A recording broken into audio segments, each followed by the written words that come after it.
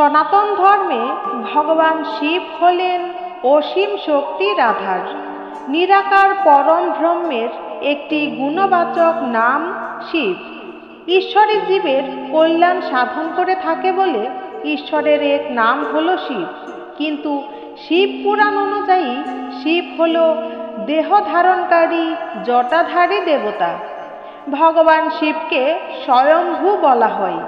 শিব পুরাণে ভগবান শিব নিজে নিজেই সৃষ্টি হয়েছেন, তাই তিনি স্বয়ম্ভু নামে পরিচিত।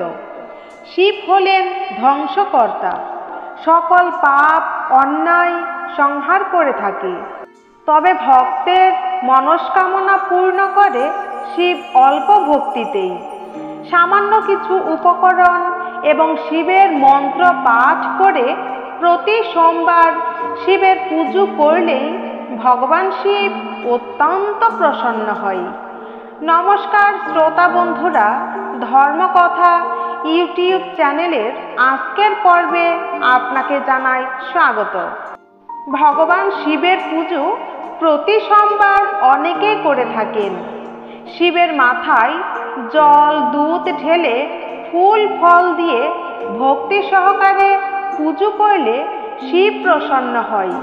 শিবের মাথায় জল দুধ ঢেলে ফুল ফল দিয়ে পুজো করা হয়, কিন্তু শিবকে প্রসন্ন করতে এমন একটি মন্ত্র রয়েছে যা অনেকের অজানা।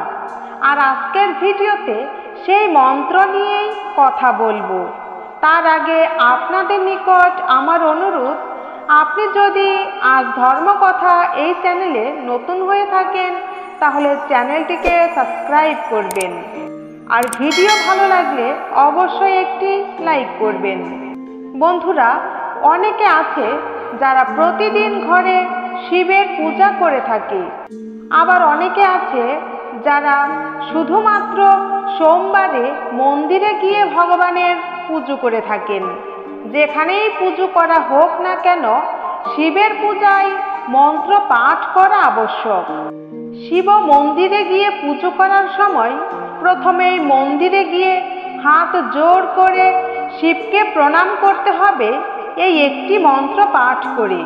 মন্ত্রটি হচ্ছে ওম নমঃ শিবায় শান্তায় কারণত্রায় হেতবে নিবেদয়ামি চাত্মানম ত্বং গতি পরমেশ্বরম।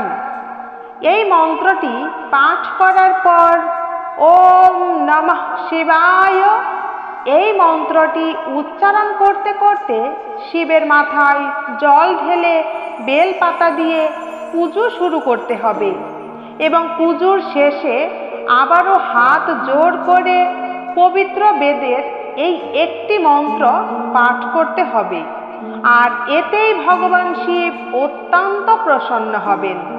মন্ত্রটি হলো ওম নমঃ সম্ভবায় চ ময়ূভবায় চ নমঃ শঙ্করায় চ ময়ুষ্করায় চ নমঃ শিবায় চ শিবতরায় চ। বন্ধুরা, এই মন্ত্রটি পাঠ করলে শিব অত্যন্ত প্রসন্ন হয়।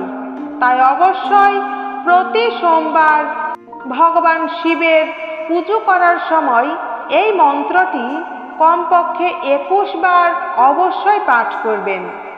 আর ইচ্ছে হলে এই মন্ত্রটি আপনি প্রতিদিন পাঠ করতে পারেন ভগবান শিবের উদ্দেশ্যে। এতে আপনারই মঙ্গল হবে এবং আপনার মধ্যে মানসিক শান্তি কাজ করবে। সমস্ত প্রকার মানসিক চাপ, অশান্তি, রোগ শোক থেকে মুক্তি পেতে অবশ্যই প্রতি সোমবার এইভাবে ভগবান শিবের পুজো করুন। তাহলে ভগবান শিব অবশ্যই আপনার প্রতি কৃপা দৃষ্টি বর্ষণ করবে। বন্ধুরা, আজকের ভিডিও এই পর্যন্তই। দেখা হবে পরের ভিডিওতে। সেই পর্যন্ত সকলে ভালো থাকুন, সুস্থ থাকুন সেই কামনা করি। আর ভিডিওটি অবশ্যই আপনার আত্মীয় পরিজনের সাথে শেয়ার করুন। তারাও যেন চলতি এই শ্রাবণ মাসের প্রতি সোমবার এইভাবে সহজ নিয়মে একটি মাত্র মন্ত্র পাঠ করে শিবের পুজো করতে পারে। ধন্যবাদ সবাইকে। আবারও নমস্তে।